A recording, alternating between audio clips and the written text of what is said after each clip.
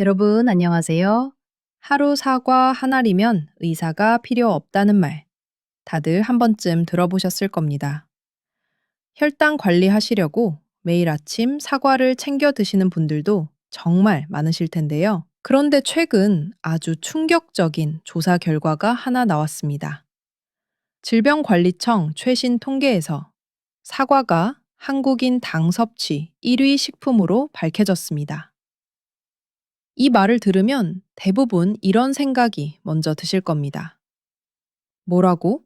그럼 사과가 나쁜 음식이라는 뜻인가? 결론부터 말씀드리면 절대 그렇지 않습니다. 오히려 진실은 훨씬 더 복잡하고 생각보다 흥미롭습니다.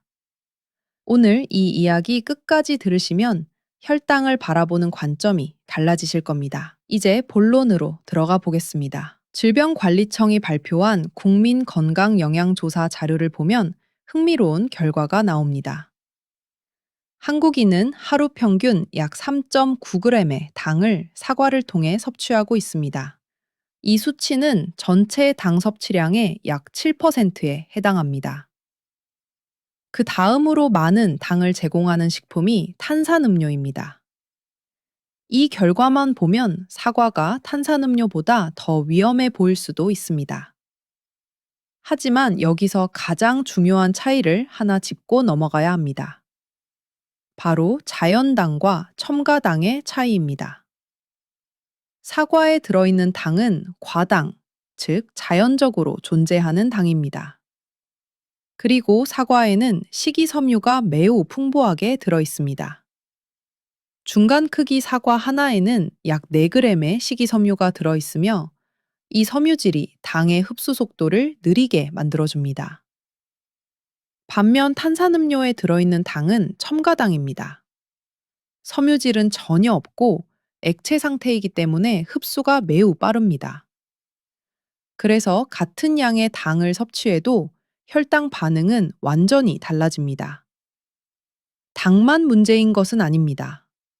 우리 식탁 전체를 함께 살펴볼 필요가 있습니다. 한국인의 에너지 섭취에서 가장 큰 비중을 차지하는 것은 맵쌀입니다. 하루 섭취 열량의 약 4분의 1을 맵쌀에서 얻고 있습니다. 그 다음으로 돼지고기와 빵이 주요 에너지원으로 나타납니다. 단백질과 지방 역시 돼지고기 비중이 매우 높습니다. 이 자체가 나쁘다고 말할 수는 없습니다. 문제는 과도한 섭취와 식단의 불균형입니다. 특히 우리가 놓치기 쉬운 부분이 하나 더 있습니다. 바로 나트륨 섭취입니다. 한국인의 나트륨 섭취, 주요 급원은 소금과 김치, 그리고 간장입니다. 김치는 발효식품으로 건강에 좋은 장점이 많지만 나트륨 관리가 필요합니다. 혈당과 직접적인 관련이 없어 보여도 나트륨 과잉은 대사 건강 전반에 부담을 줄 수 있습니다. 이제 혈당 이야기의 핵심으로 들어가 보겠습니다. 당의 양만 보고 음식의 좋고 나쁨을 판단하면 안 됩니다. 여기서 반드시 알아야 할 개념이 혈당 지수, 즉 GI입니다. GI는 음식을 먹은 뒤 혈당이 얼마나 빠르게 올라가는지를 나타낸 지표입니다. 사과의 GI는 약 40에서 50 정도로 낮은 편에 속합니다. 반면 탄산음료나 흰쌀밥은 GI가 훨씬 높습니다. 하지만 GI만으로도 충분하지 않습니다. 여기에 혈당 부하, 즉 GL이라는 개념이 추가됩니다. GL은 실제로 먹는 탄수화물 양까지 고려한 지표입니다. 사과 한 개의 GL은 매우 낮은 수준에 해당합니다. 즉, 매일 먹더라도 혈당에 큰 부담을 주지 않는다는 뜻입니다. 재미있는 예를 하나 들어보겠습니다. 수박은 GI가 높지만 실제 탄수화물 양이 적어 GL은 낮습니다. 반대로 흰쌀밥은 GI도 높고 탄수화물 양도 많아 혈당에 주는 부담이 매우 큽니다. 여기서 한 단계 더 들어가 보겠습니다. 인슐린 지수라는 개념도 반드시 알아야 합니다. 인슐린 지수는 음식을 먹은 뒤 인슐린이 얼마나 분비되는지를 직접 측정한 지표입니다. 혈당이 크게 오르지 않아도 단백질이나 특정 조합 때문에 인슐린이 많이 나올 수 있습니다. 예를 들어 일부 요거트는 GI는 중간이지만 인슐린 반응은 매우 큽니다. 반면 채소나 아보카도, 견과류는 혈당과 인슐린 반응이 모두 낮은 편입니다. 인슐린 저항성이 있거나 혈당 관리가 필요한 분들은 이 차이를 꼭 기억하셔야 합니다.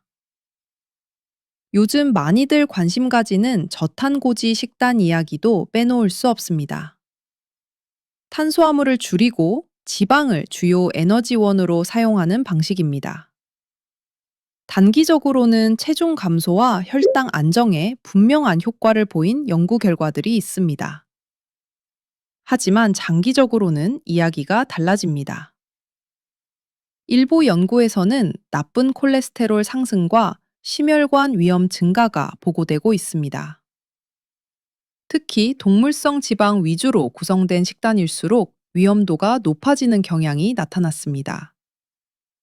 그래서 저탄고지를 선택하더라도 식물성 지방 중심으로 구성하고 반드시 전문가와 상담하는 것이 중요합니다.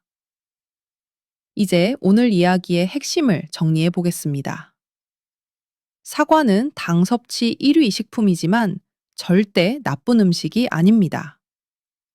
섬유질이 풍부하고 GI와 GL이 낮아 혈당 관리에 오히려 도움이 되는 과일입니다.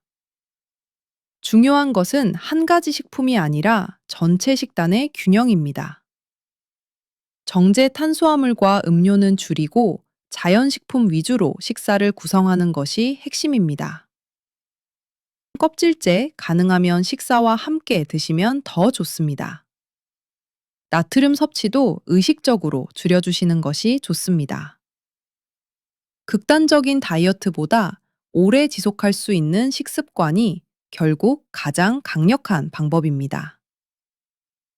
오늘도 함께 해주셔서 감사드립니다. 조금이나마 도움이 되었을 것이라 희망하고 구독과 좋아요를 눌러주신 당신은 참 멋쟁이. 매일 3분 꾸준히 당신의 천하를 얻는다 채널입니다. 다음 영상에서 뵙겠습니다.